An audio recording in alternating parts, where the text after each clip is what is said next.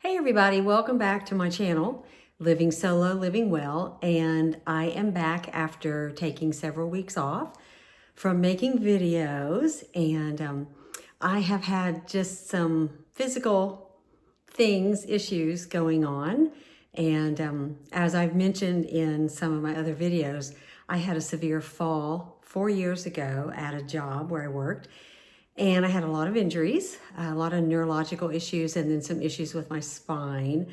So I've had a flare up. I had a flare up about sometime in February, and just have been dealing with things relating to that. So I'm back, and here I am. So I kind of wanted to just chit chat today. And I know we're having fabulous weather. The freeze that we had a while back is gone, long gone. And our temps are going to be shooting around 70 degrees or a little bit higher today. So I'm excited about that. And so one thing I wanted to talk about I was kind of proud of myself for. This leads up to the issues I had with my spine, the flare up recently. So I had mentioned in prior videos that I had an interview and was hired at a facility for a nurse position. And when I went in for training for a few hours, we had to be on our feet. And anyway, so I'm not going to get into that part about the effect that had on my spine, but I do want to talk about gaslighting relating to that day that I went in for training. So because it was my first day of training, I had to be introduced to a lot of people. And so there was a lot of walking and standing, and I'm limited on how long I can walk or stand. I'm supposed to be working sedentary jobs because of my spine and some issues. So anyway, I had the interview way back with the director and the unit manager. And the unit manager knew me from when I saw hospice patients at this place and sang my praises to the director during the interview. So the interview went very, very well. And of course they hired me, but they were very pleasant, just wonderful ladies.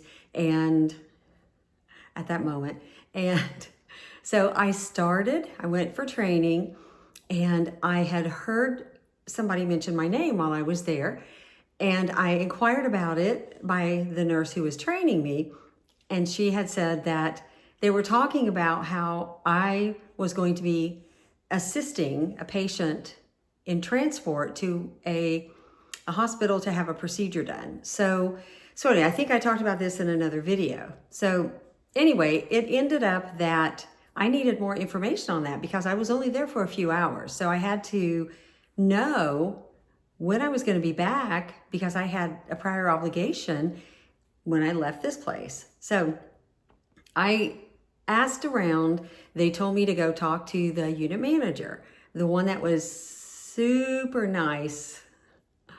This is so funny. During my interview, it's funny, not really, I'm being sarcastic, but so I went to her and I was polite and I said I just needed more information. I needed some clarification because I leave at whatever time, and I didn't have any details about it. And I'm the kind of person that you got to lay every puzzle piece out, and then I can see where, there goes my cat wiping her chin on my tripod. There we go. So anyway, I'm the kind of person that I like everything laid out up front, and then I can know how my day is going to go. So that's what I was wanting to know because nobody knew anything, and I had to leave by a certain time. So I had to know the details so I could know when to expect to be back to make sure I was back in time. So anyway, the next thing, so she blew a gasket. She literally went Jekyll and Hyde. And so I said, okay, thanks. And I walked out, and I was really kind of bumfuzzled, and I spoke to the nurse who was training me, and she still didn't have any details. So she told me to just talk to her again, get the information from that unit manager. So I went back in, and same thing. So I left her office and I texted the director, and I was nice and pretty much recapped what I had asked the unit manager. So I sent a message to the director, same thing. I just needed clarification. I had to leave by a certain time and nothing. She didn't respond back. So a little bit later, she came waltzing in and I said, oh, hey, did you get my text? And she said, nope, and kind of stuck her nose in the air. So I followed her to her office and I proceeded to kind of recap what I sent in the text message. And I was very pleasant because she was very likable at the interview. So I asked her, I said, I just need clarification. I don't know any of the details and so on and so forth. And she said, I thought since you went to RN school, you wouldn't have a problem. You'd be comfortable with going. And I said, it's not a matter of comfort. It's a matter of I don't know any details because I have to leave by a certain time. And then she proceeded to say, never mind, it's taken care of. So I said, I'm not going. And she said, no. And I said, no one said anything about that, about me not going. And then she said, that's because you said you weren't going to do it. And I said, I never said that, nor would I ever. And the hairs on my neck started standing up. So all kinds of red flags about this director. So she then said, well, that's what was told to me. And I said, I never said that, nor would I ever. And I turned around and walked out. And I was just about to leave that facility and just go because I did not have a responsibility there. I was in training. So anyway, I thought, okay, if I'm not going, I'm going to stay until my time that I'm supposed to leave, and I'm going to get the money for that time, and I'm not going back. So that may seem petty, but I'm telling you, I have worked at nursing jobs where this went on. And once they get that upper hand, or they see you upset or trying to argue back or trying to explain yourself, and I didn't do that, and once they feel like they've got you, that's how you're treated the rest of the time you're working there. It's been proven at many jobs where I've worked, nursing jobs. So anyway, when I left, I just sat out in the parking lot and I thought, what in the world just happened? So anyway, shortly after that, that's when my back started hurting, and I had gone to another interview, a follow-up interview, and we walked around a facility, a factory, where I was going to be have a sedentary nursing job in an office for these employees. And so my back started hurting. It was excruciating. Anyway, so I suffered through that, had gone to the ER on that following Saturday, 2 days after I had that training. So I ended up the following week, maybe the week after that, I got a text message from the director saying, oh, hey, I'm just checking to see if you're available to come in for a full day of training. And I said, I don't have any full days until the week of the 23rd of March or February. And I then said, well, the reason I said the 23rd, because payday was on the 20th. And I wanted to make sure my check for that, a few hours that I was there, hit my account.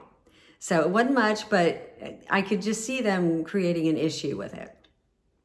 So the director, when she had texted me and I said, I don't have any full days until the week of the 23rd. So then I told her my back was hurting. I'm not, my back hurts. I don't feel good. I don't know if it's the flu or what. And it wasn't the flu. I just said that. Now she inferred that I had the flu because she said, oh, this year's flu is terrible.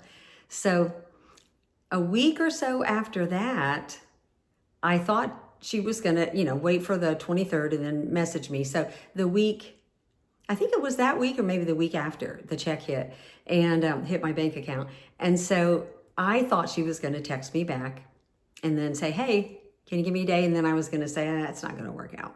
So I didn't want to quit yet. Even though I just worked a few hours, I wasn't going to quit until I had that paycheck. So then out of the blue, I get a phone call, and it's a number I don't recognize, but I had put in a few calls for different things. So I thought that maybe it was someone returning my call. So I answered the call, and it was the unit manager. I was not prepared for a phone call. I was prepared for a text where I could think out my response. And she said, "Hey, Kat, this is so-and-so, and I'm just checking to see if you can come in the end of this week maybe and work and train." And I said, I just kind of sat there for a second, like silence, and I let the silence sink in, and I said, "I don't think it's going to work out." And it's a blur because I was so surprised by it. So I recall her saying something like, was going to see if it's going to be different, any different. So I don't, honestly can't remember. I don't know why. I think it just caught me off guard and I'm trying to survive. And so I didn't say anything. So I let that silence sink in after she said whatever she said. And you could tell she was puzzled. So then I said, I don't think it's going to work out. And she said something about terminating. And I said, "No, this is my notice. I'm not coming back." And then I said, I was gaslit and lied about on my first day. And then I changed my tone. My tone was calm, but then I lowered it to get her attention. And I said, "I can't work in that kind of environment." And then I was so proud of myself for saying that, just because I was so frustrated that this took a bad turn with their attitude changing. So she didn't say anything, and it was again silence, and I'm just letting it soak in, letting her absorb what I just said. And then I think she said, "Okay then," and I said bye and hung up the phone. I may not have said bye. I don't remember. I don't care. So anyway, I was gaslit and I was lied about because she said that's what was told to her that I said, and I did not say that. So I already had an idea of how this was like a window looking into how things were going to be there. I would be not believed. I would be lied about. Things would be made up about me, and I just wasn't going to do it. And I wasn't going to put up with gaslighting. So anyway, that had really irritated the fire out of me, but I could not work in that environment. And it was a fairly sedentary job. So it would have worked out. It was just PRN. It wasn't anything, worth anything, but it would have been a way to make some quick income. Well, that didn't work out because I wasn't going to work with that kind of environment. So anyway, my point in bringing this story up is I have worked at many nursing jobs in my nursing career, and I never had, I don't know what I should call it, but I never had the gumption to do that, or to take care of myself and stick up for myself and not let someone get the upper hand as far as gaslighting. I thought I've got to cut this, nip it in the bud right now, because I can't work at a place that's going to do that. I've worked at many. It was very difficult. You just go in, save face, do what you can do, pretend, and then go about your merry way when you leave. And I just can't handle that anymore. I cannot deal with it. So I had to cut the cord. I had to let them know. It wasn't me explaining myself. It was just a simple, I can't work in that kind of environment. Just to let them know, this is what you guys do. You guys, not that it's going to make a difference either. They don't care. The other thing I found out about this place after that episode, that day, I spoke to another nurse who had worked there, and she had said that she would be called to come in overnight. She was an RN, and to come in overnight to cover some shifts or to be a night supervisor, because they had to have an RN present, and they would hire LPNs and then have somebody, tell somebody that they had to come in after hours. So this nurse had said, she had said that when she refused to go in at night because she'd already worked a full day plus some, that they had said, the director had asked her, what if we just clock you in, even though you're not here, and then it'll look like you were here overnight, and then somebody will clock you out? And she said, no, no, no, no, no, no. And it blew me away. This is a place that I'd heard some decent things about, not terribly good, but, decent things. And the fact that they wanted to do this and lie and maybe get a nurse fired or get her license taken away because that's falsifying records. And that blew my mind. I just could not believe they were that blatant to say that. Hey, we'll just clock you in and out. You don't have to come in. It'll just look like we had an RN here overnight, which was what they were supposed to do, have an RN as a supervisor present. So anyway, I'm an RN, and I feel like that would have been something they would have tried with me. They did try to use me. They did mention or ask if I'd be interested in late at night, if somebody passed away, an RN can pronounce a death. And they had said, hey, since you live so close, would you be willing to come in the evening or nighttime or overnight if somebody passed away to pronounce? And I said, will I get paid is there any shift differential? Which I knew there wasn't, and I wasn't going to do it because I can't see well at night, and I'm not getting up at night to go do that. So they said, no, just be your regular hourly pay. And I said, oh, no, I don't think so.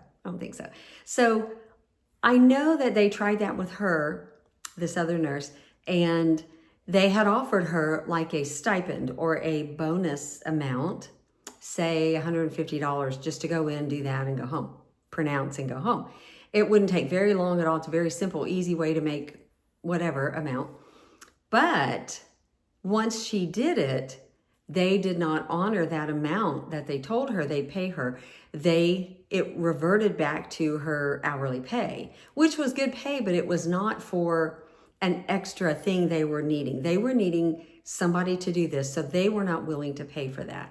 So anyway, I knew I would be put in that position. And then, I like to say yes, but I would not have for that. I've got some vision issues from the brain injury, so I can't drive in the dark very well. So especially being awakened and then have to drive when you've been asleep, it wasn't going to happen. So anyway, I just suggest to everybody that's in a situation like that where you are gaslit or lied about, you've got to take control. You cannot be under their thumb or let them know that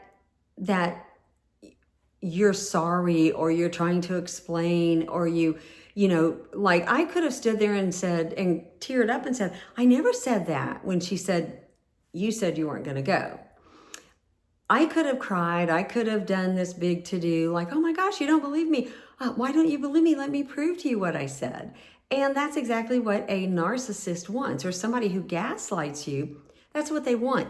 They want to knock you down, and I've been there, so I knew better.